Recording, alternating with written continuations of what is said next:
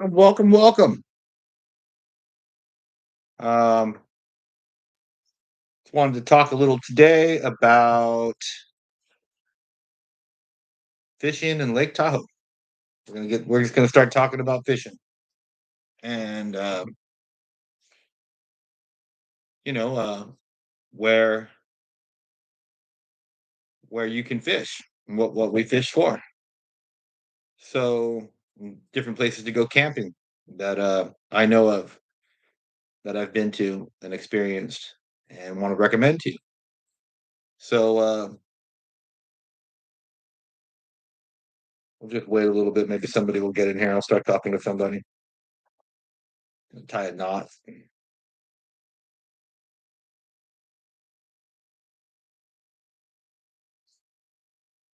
I hope your day is going good for you. My day is going pretty good for me.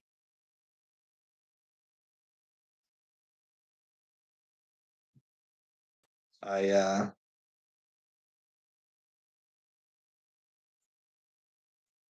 kind of a little improved clinch knot. Oh wait, let me start that one over. So I wrap it through once. I put it through the eye once. Put it through the eye twice. And we're gonna go one, two, three, four, five, six wraps. Right. Then it goes through the loop, back through, pull it, not too tight, cinch it down, and then pull the string over here once it's down there, nice and tight. That's 4 pound test line. That's pretty thin. That's way too big for this hook or too light for this hook. But I just wanted to show what and it breaks. What you could do with 4 pound test line if tied properly. That broke really easy. This is cheap line. I do not recommend this. Sorry guys, I do not recommend this. It should not have broken that easy. It's a brand new spool of line.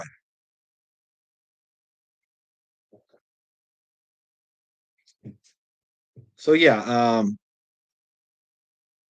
I wanted to talk today about something near and dear to my heart. I wanted to talk about uh, fishing in Lake Tahoe and the cutthroat trout that they've been planting in the lake.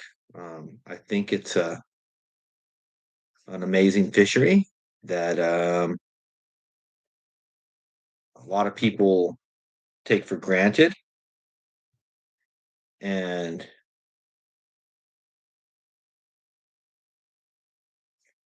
you know aren't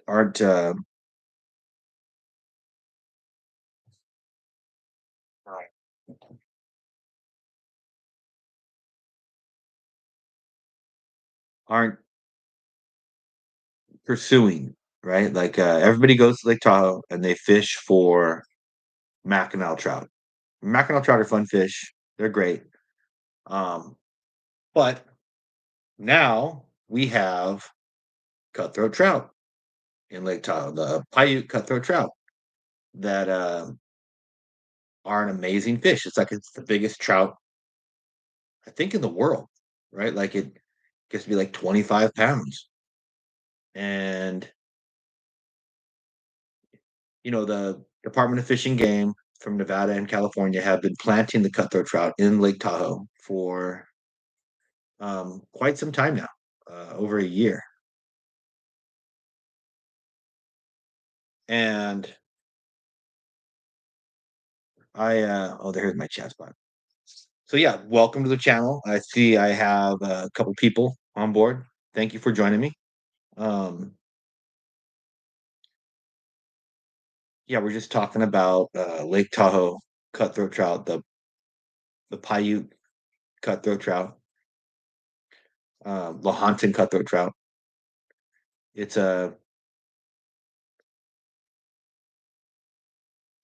it's a beautiful fish, and it grows extremely fast. You can catch them out in Pyramid Lake, Nevada, which is connected to Lake Tahoe by the river that goes through. I think it's the Truckee River. It drains to Pyramid Lake from Lake Tahoe, and it is a excellent fishery. And it's a unique environment out there in Pyramid Lake. It You're out in the desert, and there's just these giant trout that people catch off of ladders. Essentially, a lot of people use ladders. They'll put ladders out in the water so they can get away from the shore, and they cast lures from the um, from the from their ladders. They'll cast lures from their ladders, and they do pretty dang well. They end up catching quite a bit giant trout that way. Um, so and you're using spoons, you're using like a Rapala minnow or a um even a rooster tail. You know, the trout are relatively aggressive. So, you go ahead and you fish for the cutthroat trout with those lures. But what's interesting and is happening now is the cutthroat trout that have been planted by the Department of Fish and Game in Lake Tahoe are now at a catchable size. They've been putting catchable size fish in the lake, but now they're getting to be, it's been years, right? So now some of these fish are 10, 15 pounds. And, I'm hoping to see some of these fish caught, some photos from some of these fish. And I check online routinely to see if I get any photos of Lake Tahoe cutthroat trout. And honestly, I haven't been able to find any, which is a little bit discouraging because I'm hoping that people are catching them, but I haven't seen any yet. Um, I've done a lot of fishing on Lake Tahoe, and it's a beautiful place to fish. It's very peaceful. The lake is usually pretty calm, unless there's a ton of boaters out on the water.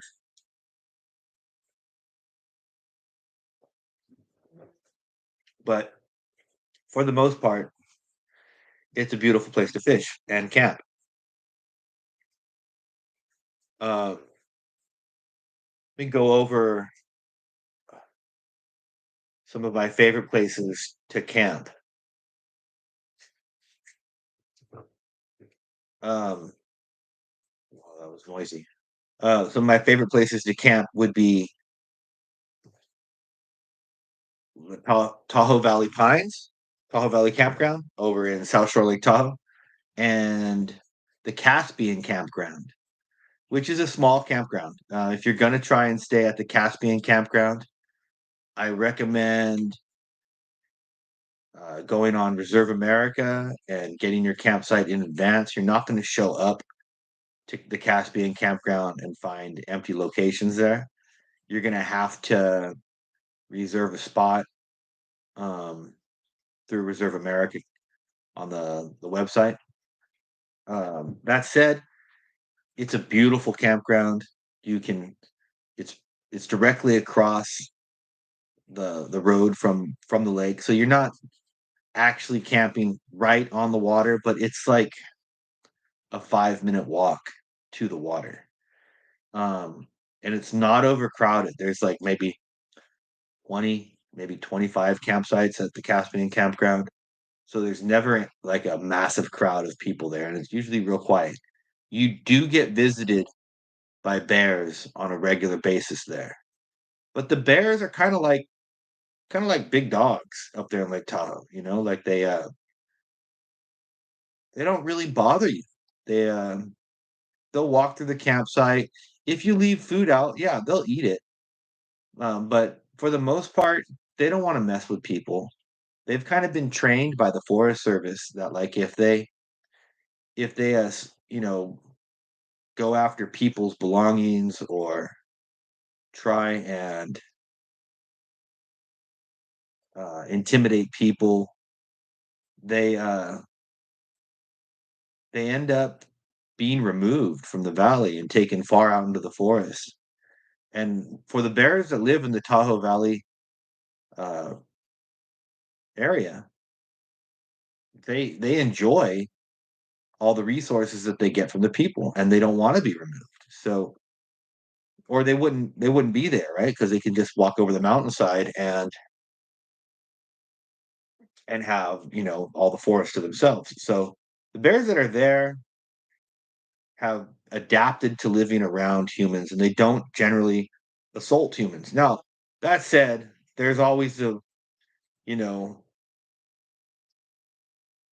one-off situation where they can happen. So you always want to be mindful of that and be careful not to encroach a bear on a bear's space, right? Like if a bear comes into the campground and he does happen to get your steaks, they're his steaks now, right? You don't try and go up to the bear and take your steaks back. That's a mistake. That will get you into a fight with a bear and you're going to lose. So, with that in mind, oh, and never I remember this one circumstance. I was at a Tahoe Valley Pines campground, and it's a big campground, but it's got all these great resources there. There's a swimming pools, there's a playground for the kids. They have like movie night. It's really like a resort in the forest out there, and that you can camp at. So it's really really cool place. But the bears come there on a regular basis, walk through the campground, and there's always new campers there that forget to put their ice box in or leave belongings out, and the bears go through and tear all their stuff apart, and then there's people hollering in the middle of the night, and it's like the thing to remember is you're in their forest, right? So like don't don't go over there and try to intimidate the bear, right? Like if he's got your stuff, you just gotta let him take it. But one day a bear walked into the campground or was walking through the campground, which is fine, right? He was walking through the campground and everybody pulled out their phones and they were taking photos of the bear. And then this group of individuals encircled the bear with their cameras and they were all taking pictures of it. And I had to start yelling at everyone, don't encircle the bear. Let the bear have an escape path. This can turn real ugly real fast uh, if we don't leave the bear an escape path. Like he's always you don't want to make the bear feel threatened, right? You want to always make sure that the bear has plenty of room to get away from where you are, um, and you'll be fine. So that's kind of my 2 cents on camping in Lake Tahoe. The bears are there, but don't stress on them. Now, as far as fishing goes, uh, there's some excellent sport fishing guides in Lake Tahoe. Excellent sport fishing guides, and I I'm all for I'm all for going with the sport fishing guides, but if you take a raft or if you take a kayak, you can get out there on the water and catch the fish yourself. You don't absolutely have to have a guide. It is said a lot of people say that if you don't have a guide on Lake Tahoe, you probably won't catch any fish. Um, that's true and not true. Now, the fishing has evolved with the cutthroat trout being more prevalent there now, right? Now that we have an abundance of cutthroat trout being in the lake, um, I feel like you have a better chance of catching fish without having to have a fishing guide. When you were fishing strictly for the Mackinac, and if that's what you're going for is the Mackinac, you might want to have a fishing guide because they are down deep. You have to get down relatively deep in the water to get uh, the Mackinac, the lake trout, and they do taste good. They're excellent eating, but these cutthroat trout is a whole new dimension that's happening up there in Lake Tahoe, and I haven't seen photos of it. I haven't seen posts about fishing guides catching them. So if you're going up to Lake Tahoe to fish for cutthroat trout or fish for rainbow trout from the banks, and you catch a cutthroat trout, please, by all means, send me a photo. At least post it online so we can see this because um, this is something new that's happening, and everybody out here that loves to fish in Lake Tahoe is waiting to see um, these fish getting caught, and somebody posting some pictures of these fish being caught. Um, so yeah, that's something that I would like to see happen. Um, there's other fish that are available to be caught up in Lake Tahoe. Now, a lot of people are upset about this, but I don't think they're going anywhere. The smallmouth bass and the largemouth bass are actually doing pretty good in the lake, right? Which is an interesting thing because the lake is pretty cold, but um, they're doing pretty good. Their populations have risen over time and they've spread out around most of the lake. So there's now a resident population of bass in Lake Tahoe. And bass are bass wherever they're at, right? So they're eating crawdads, they're eating minnows, and they're spawning wherever they can. Um, and there's ample locations for them to spawn and grow there. Uh, You know, honestly, I think Lake Tahoe is a better smallmouth bass lake than a largemouth bass lake. Largemouth bass like warm water, and there's a few areas where there's warm water for them to survive at and grow. But smallmouth bass like cold water and drop offs, steep rocky edges. And there's a lot of cold water and drop offs and steep rocky edges for smallmouth bass to grow and thrive in that lake. And there's plenty of food for them. So, regardless of Fish and Game attempting to remove them, because that's what happens. They'll go around with a boat and try and remove the fish from the lake. But let's be honest, Lake Tahoe is just too massive to ever remove all the fish that you don't want in there. Uh, you'll never be able to remove all of the fish that you don't want in there. And on top of that, now there's catfish in Lake Tahoe, which is it was kind of a shocker for me when I realized that there was catfish in the lake. Um, I was up there swimming in a couple of years back over on South Shore Lake Tahoe, where the big beaches are. I want to say it was Baldwin Beach, and a couple of kids pulled up a catfish. And it was just a little catfish, right? But that means that it spawned and that there was a little catfish that had spawned from it. or that had grown up. There must be a breeding pair of catfish that were in the lake, and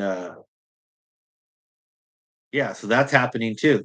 So it's an interesting dynamic body of water that is evolving. It's evolving, and if you like fishing Lake Tahoe, or if you're going to Lake Tahoe, don't forget your fishing pole and don't forget a camera because you don't know what you're going to catch. And I honestly think that it could produce um, like a world record size smallmouth bass one day. Probably not yet, but maybe. There's very little pressure for bass fishing in Lake Tahoe. Everybody targets trout. Everybody targets the Mackinaw, the rainbow trout, and there is some hog size rainbow trout in Lake Tahoe. There is some hogs. So, um, if you're fishing Lake Tahoe,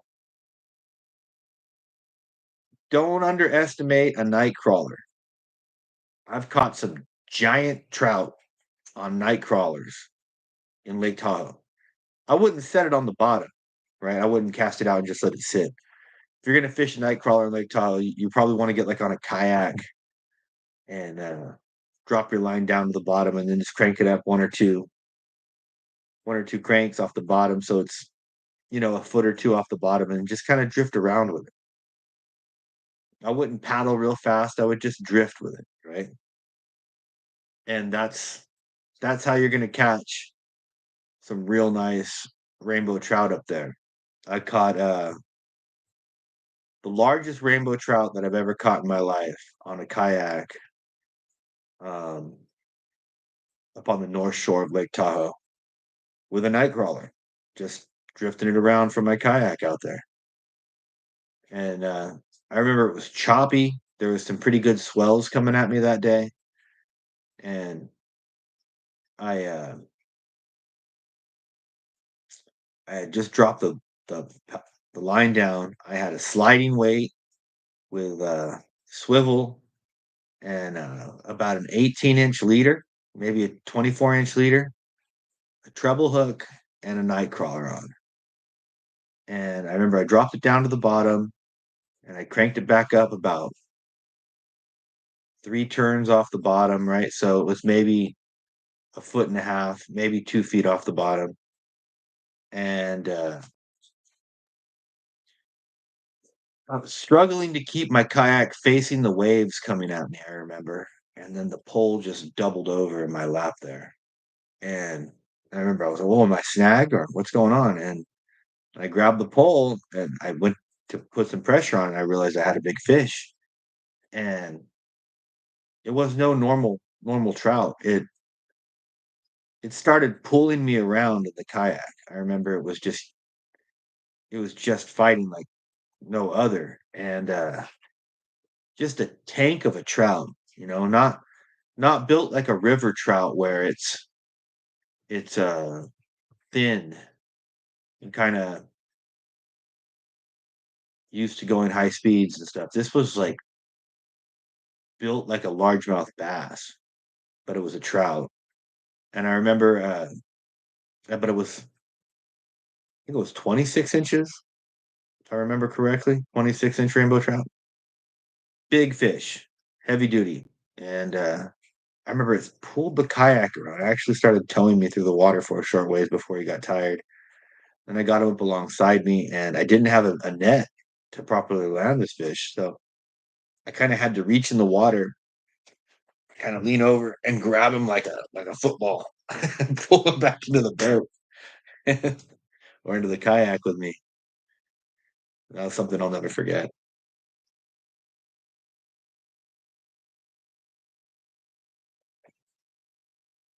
Yeah. So that happened. Um, gosh, maybe I'm like on the wrong group here because there's just nobody tuning into this. I've got like One person on the channel. That's a bummer. Um, see what else. Yeah, so Department of Fish and Game puts like they put like 100,000 fish a year in Lake Tahoe. 100,000 baby or not Mackinaw, baby cutthroat trout, the Lahontan cutthroat trout in Lake Tahoe.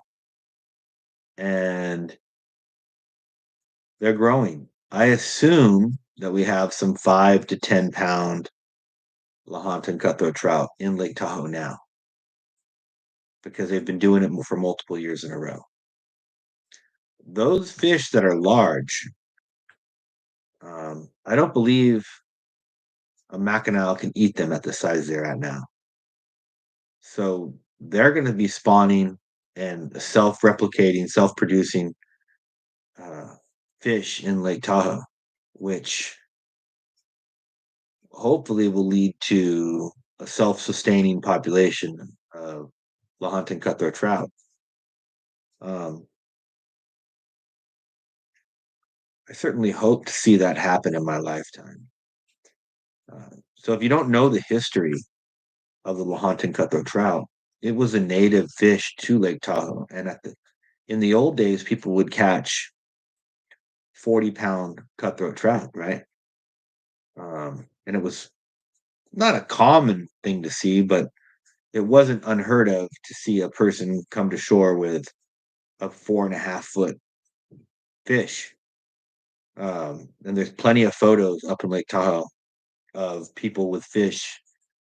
There's a famous one of a woman standing with a cutthroat trout that's bigger than her. And she's a short lady. I think she's maybe 4.5 feet tall or something. But the fish is as big as her, if not bigger. So that was a thing. That's how it was until the logging happened. And then they started making commercial fishing. They were netting all of the cutthroat trout.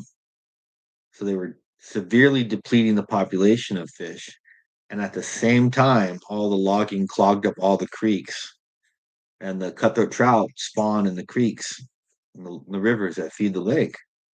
So when they did that, the fish couldn't spawn anymore.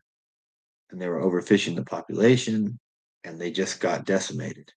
And they all disappeared from the lake. I think the main killer was the logging, because even if a few survived, they could have just spawned some more, and a few would have lived, right?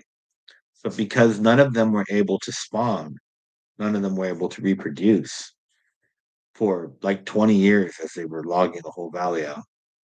The fish disappeared, and then of course they planted the Mackinaw trout in the lake, which feeds on cutthroat trout, and that was the final nail in the coffin for them. The fish disappeared from Lake Tahoe completely for I think about 100 years, and then Native American tribe out by Pyramid Lake knew of a population of cutthroat trout, and they brought it to the attention of the Department of Fish and Game, and then they started reproducing the fish at a fish hatchery there at the lake on their reservation. And then the fish started growing. It was genetically identical to the fish that had originally lived in Lake Tahoe and Pyramid Lake, which was the missing link. We didn't have those genetics anymore. They were just lost.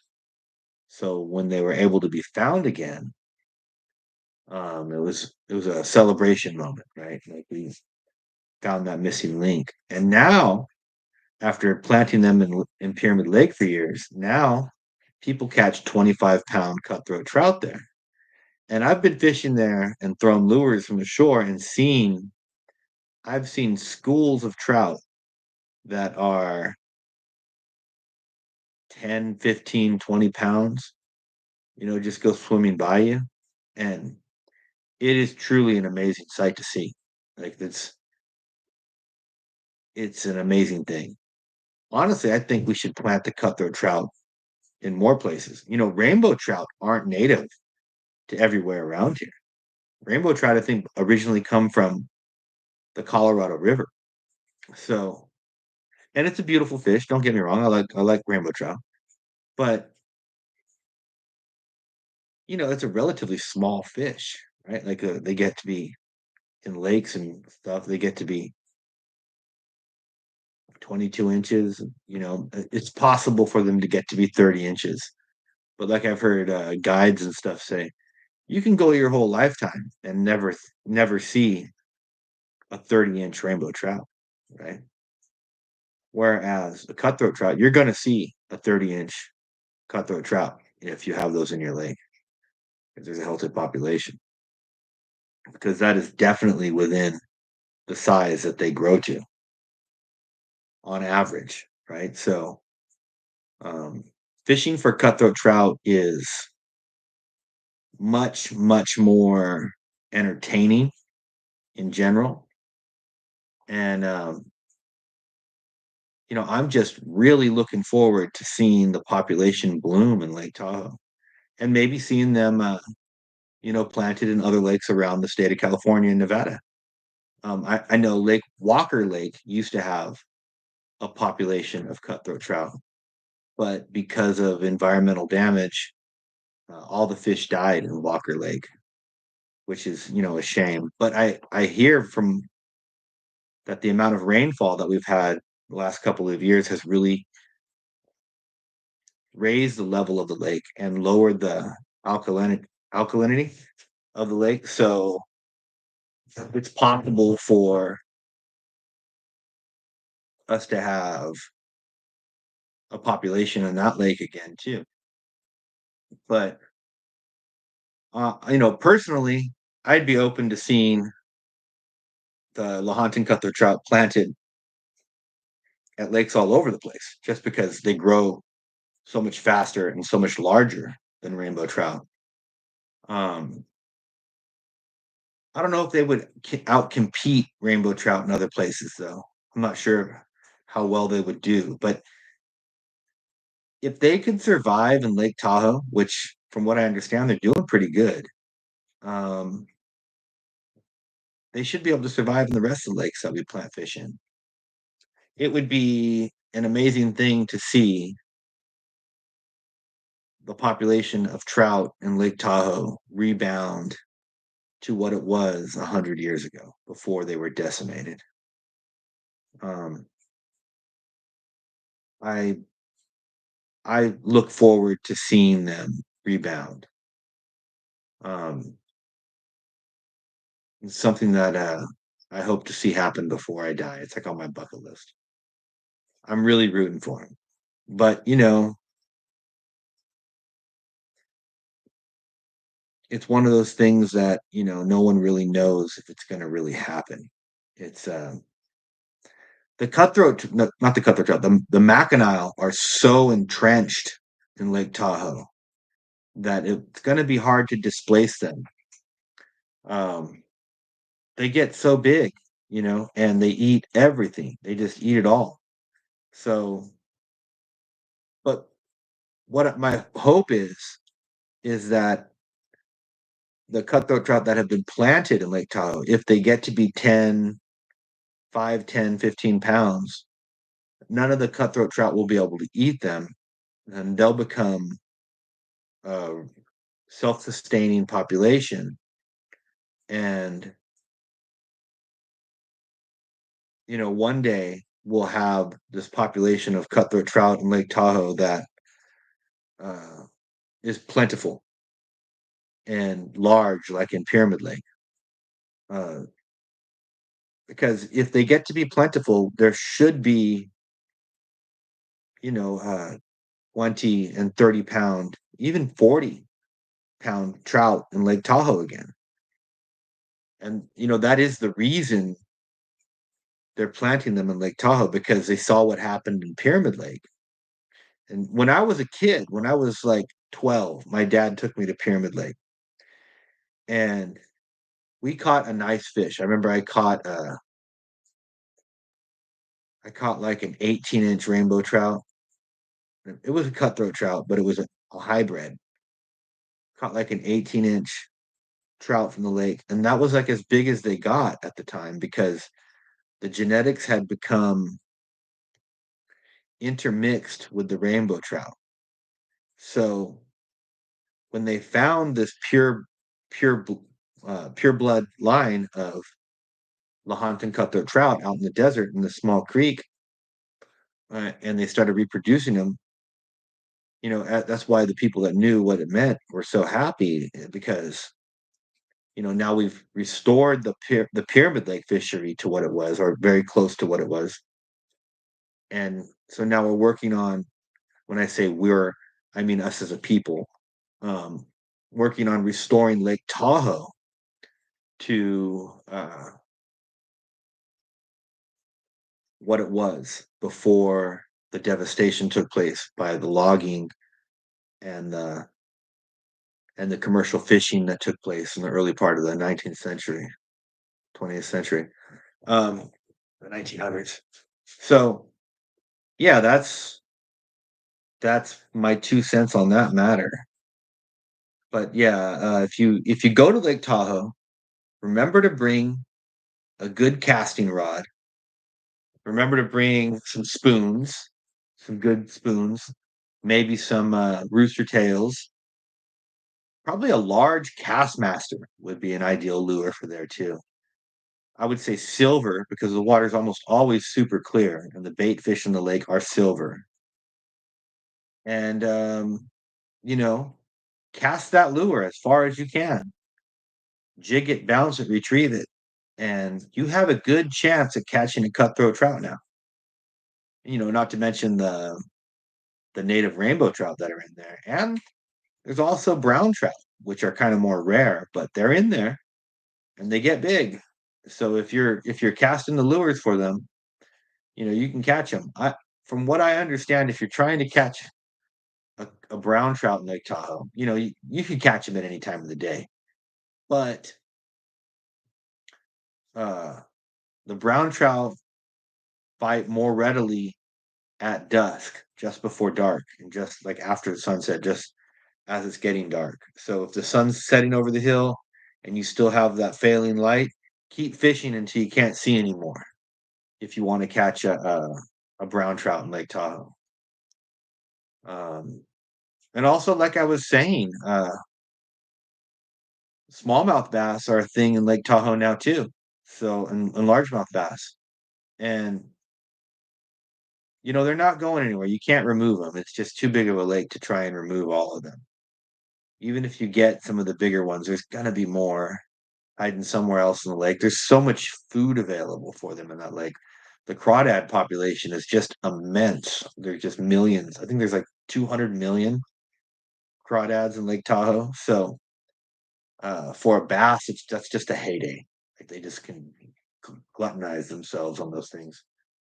And so can so can the Mackinaw, so can the rainbow trout, and so can the cutthroat. So there's an abundance of food for fish to grow in that lake. That's why they're so healthy and such good eating fish. Um, so yeah, the campgrounds up there in Lake Tahoe, I would say, I think I said earlier, the Caspian campground is probably my favorite, but it's small. It's a small campground. The Tahoe Valley campground, that's an excellent campground. It's big. Lots of people go there, but there's great and services and things there. And then blah, blah. There's great things there for you. So if you go to either one of those two campgrounds, I could say that they're both great. There's also a Nevada campground on the South Shore, just as you pass into go over the Nevada state line there from California to Nevada. There's a big there's a big campground there on the Nevada side. I forget the name of it, but it's like the Nevada State Lake Tahoe campground. Um, That's right on the beach. It's also a giant campground, so there's always a lot of people there, but it is a beautiful campground, like, as far as, having access to the water, you're right there on the water. Um, things to do up there, obviously, fishing, hiking, but there's also casinos, and there's some great food at some really great restaurants around the lake, so if, it's not a place you can get bored easy, you know? You can always go eat some great hamburgers, some great cheeseburgers, some steaks, sushi at the casinos, and then, there's eagles to watch, there's bears to watch, and like I was saying earlier, the bears, you don't have to fear the bears. They're basically trained. Just don't fight with them. They've got your food, let them keep it, you know? Um, but for the most part, the bears, they don't bother people.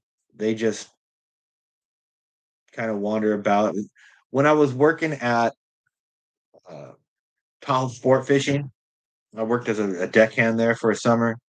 Early in the morning, we would get there and, like, just before the sun was coming up, we'd walk out to this dock, me and all the other deckhands, and there'd be a skiff there waiting for us, and we'd ride the skiff because we would moor our boats out in the middle of the not in the middle of the lake, but off from the shore about 200 yards out.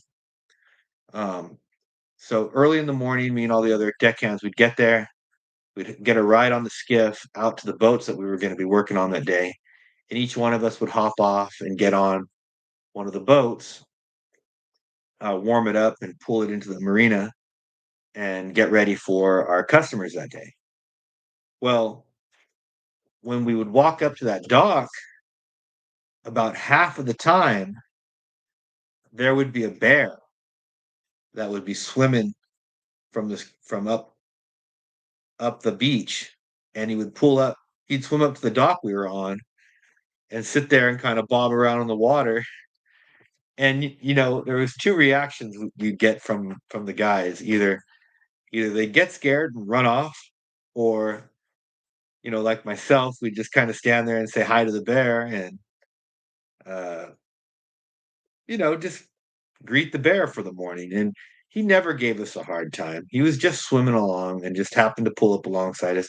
I'm sure he smelt the fish because we were at a fishing company and he was hoping that he could get some fish from us. But we never had any fish to give him, so he wasn't too aggressive. But I'm sure he could smell them, because we'd have buckets of bait right there, live minnows and stuff. Um, but he never bothered us, right? And if he wanted to get us, he knew where we were gonna be, right? Bears are good at ambushing things.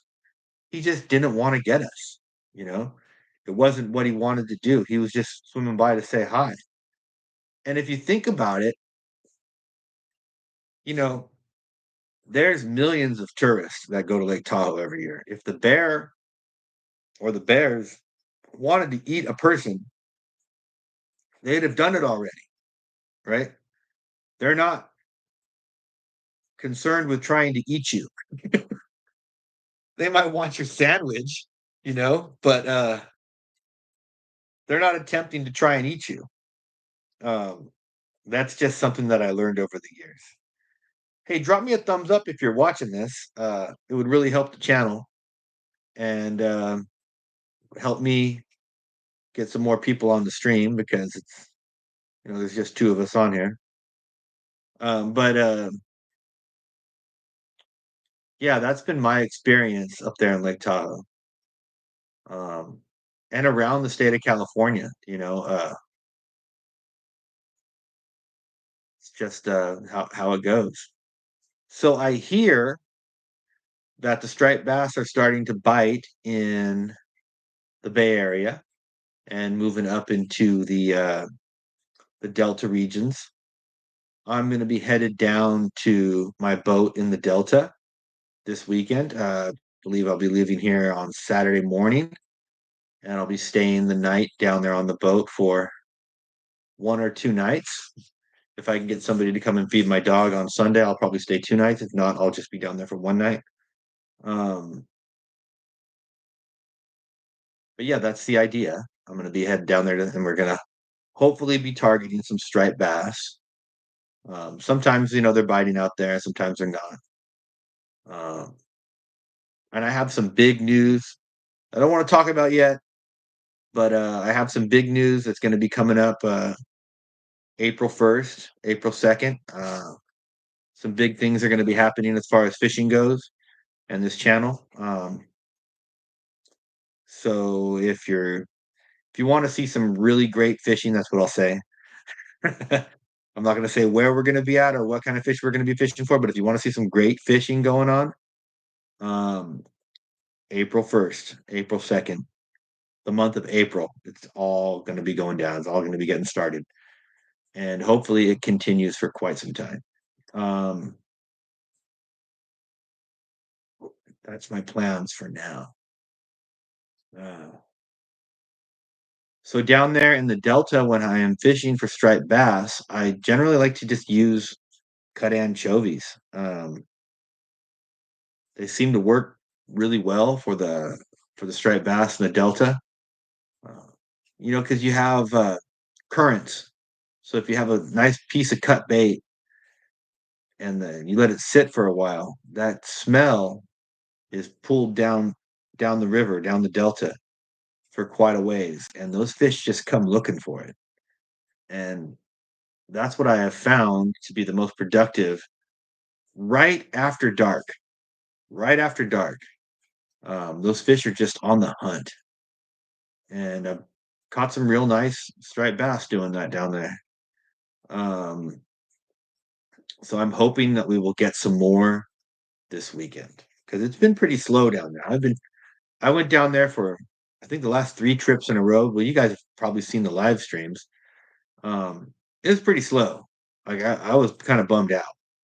I went down there and fished for early mornings for 2, 3 days in a row and just no fish. If maybe just one fish, and that's not how it's supposed to be on the Delta. You're supposed to go down there and catch fish after fish. I've done it many times. So we're in spring now, or we're almost in spring now, and this is when the fishing starts to change in the Delta, and we really start to get some fishing. Um, the fishing really starts to pick up down there in the Delta. So I'm looking forward to it. I'm looking forward to going down there, catching some big perch, some crappie, some striped bass, maybe some catfish. Um, and I'll be doing some live streams from the boat. Um, so yeah, I'm really looking forward to doing that. Uh, Gosh, I just want to say thank you guys for joining me today. Thank you for being here with me on the stream. I'm just drinking coffee and hanging out at the house, and I just wanted to do this stream and just discuss fishing. I really wanted to talk about Lake Tahoe, and I pretty much said what I wanted to say about Lake Tahoe and the cutthroat trout up there. Um, so yeah, thank you for being here with me. I appreciate y'all for watching my channel and talking about fishing and camping. Um, if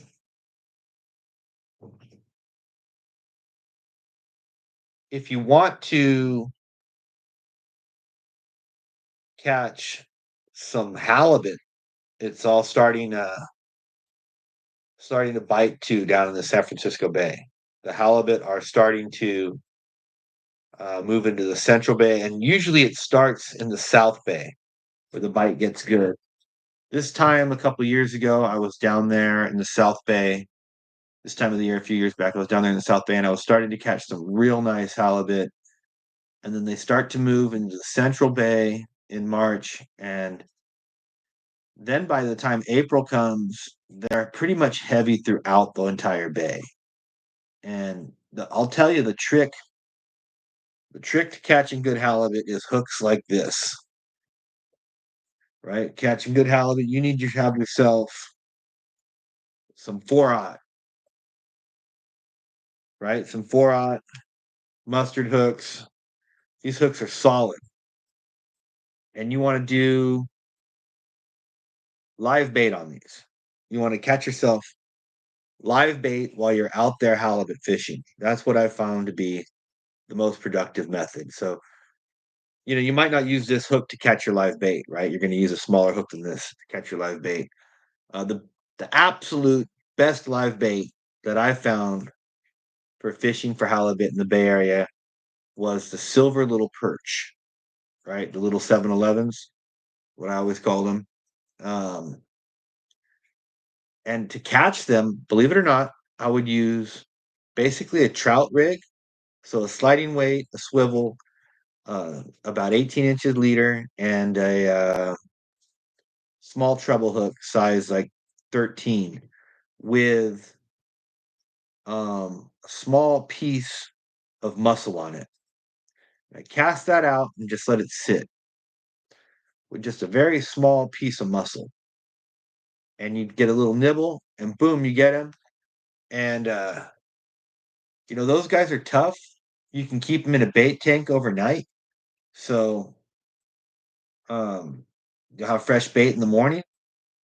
Also, if you can catch some jack smelt that are about 6 to 8 inches, anything over 8 inches, and you might not catch halibut on it, but halibut, the thing about a halibut is it'll ambush a fish that it thinks it wants to eat, right? And it doesn't have to eat the whole thing. It'll just take a bite out of that guy and kill it, right? As much as it can eat in one bite. And they have sharp teeth. So if it can take a bite out of the fish, it will. So if you have hooks on that fish, and so you can use, what I'm saying is you can use an 8 or 9 inch jack smelt to catch halibut. And they are tough and durable, and they live quite a while. On a hook like this, you just put it through its nose, right? And then have about 4 inches coming down, and then a treble hook back over here. That's what we call the trap set. Um, that will hook a halibut too. And I caught a lot of halibut doing that. That's quite a rewarding fishing type technique of fishing. You know, so the a great place. Let me talk about this for a second. A great place for people to go catch halibut that don't have a boat, right? You don't have a boat. You want to go catch a halibut, and you don't want to spend 200-300 bucks to get on a charter. You can go to Paradise Pier in the Bay Area and go out there and fish off the end of the pier on the left hand side, cast out as far as you can. And once again, try and catch live bait. Um, and just wait for that halibut to take it down. Because if you do it right, you'll get yourself a nice big halibut there. I've caught some